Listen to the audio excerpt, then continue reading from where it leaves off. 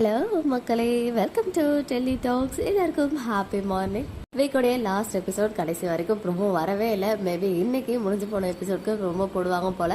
And நேற்று episode பார்க்கும்போது நிஜமாவே இவ்வளோ ஃபன்னாக இன்னைக்கு எபிசோட சேஞ்ச் பண்ணுவாங்க அப்படின்னு எதிர்பார்க்கவே இல்லை. பட் நல்லா இருந்துச்சு இன்னைக்கு எபிசோட் பார்க்கறதுக்கு. அண்ட் விஜய் காவேரி பேசிக்கும் போது நம்ம விஜய் வந்து எனக்கு அந்த பொண்ணு அவ்வளோவா பிடிக்கல அப்படின்னு சொல்லும் போது காவேரி கிட்ட மாப்பிள்ளையை பற்றி கேட்குறாங்க இல்லையா, அந்த புது பையனை பற்றி. எனக்கு அவர் பிடிச்சிருக்கு, ஆல்மோஸ்ட் ஓகே தான், இன்னும் ஒரு ஓப்பனாக வாயை திறந்து சொல்லலை அப்படின்னு மட்டும் காவேரி சொல்கிறாங்க. உடனே விஜய் வந்து எனக்கு வந்து பொண்ணு செட் ஆகிற வரைக்கும் நீங்களும் வந்து ஓகே பண்ணிக்க கூடாது அப்படின்ற மாதிரி ஒரு டீல் போடுறாரு. இது இந்த டீல் ரொம்ப நல்லா இருக்குது கேட்கறதுக்கே அப்படின்ற மாதிரி ஃபீல் ஆச்சு. அண்ட் அது மட்டும் இல்லை, ரெண்டு பேரும் மாற்றி மாற்றி விஜய் வந்து நம்ம காவேரிக்கு பார்த்த பையனையும் காவேரி விஜய்க்கு பார்த்த பொண்ணையும் பார்த்து பேசுறதுக்கு போகிறாங்க.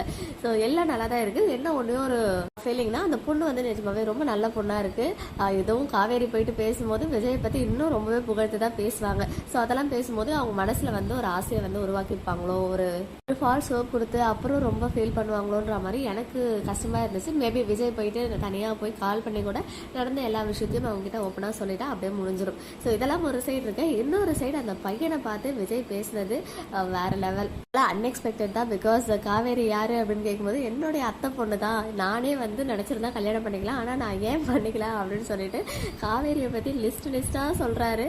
அவள் செம்ம கோபக்காரி, உங்களுக்கு வந்து இந்த நரகத்தை எக்ஸ்பீரியன்ஸ் பண்ணணும்னா அவளை கல்யாணம் பண்ணிக்கிட்டாலே போதும் அப்படின்னு நானும் அத்தையும் பேசிப்போம் அப்படின்னு சாரதாம்மா வேற இதில் கால் பண்ணி எல்லாத்தையும் எப்படி சொல்கிறது, வேணும்னே அதுக்கு அவருக்கு பிடிக்கலன்னு சொல்லணும் அப்படின்றதுக்காக என்னென்னமோ சொல்கிறாங்க, அவள் பெரிய கோபக்காரி அப்படி இப்படின்னு சொல்லி. ஸோ அவருடைய மைண்டே வந்து சேஞ்ச் ஆகிடுச்சு அதை கார்த்திக்கு.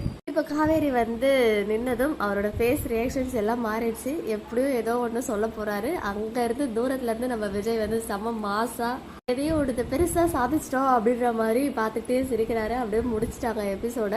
ஸோ இப்போதைக்கு இது வேண்டாம் அப்படின்னு சொல்லிட்டு மட்டும் அவர் போயிட்டாருன்னா ஓகே. மற்றபடி அம்மா பேசின விஷயம், விஜய் வந்து அத்தை பையன் சொன்னது, இதெல்லாம் உங்களுக்கு தெரிய வந்துச்சுன்னா அவ்வளோதான், மறுபடியும் காலியாக மாறிடுவாங்க.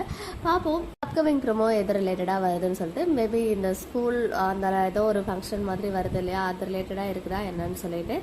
அண்ட் நம்ம டீம் இப்போலாம் செம்ம எக்ஸ்பர்ட்டாக இருக்காங்க. வெறும் 2 பேரை வச்சு எபிசோட் முடிக்கிறது, 4 பேர் வச்சு எபிசோடு, அண்ட் ஒரே ஸ்பாட்டில் ஒரே லொக்கேஷன்லேயே வச்சு இன்றைக்கி எபிசோடுமே முடிச்சிருந்தாங்க. பட் அதுவுமே வந்து நல்லா ஹேண்டில் பண்ணுறாங்க.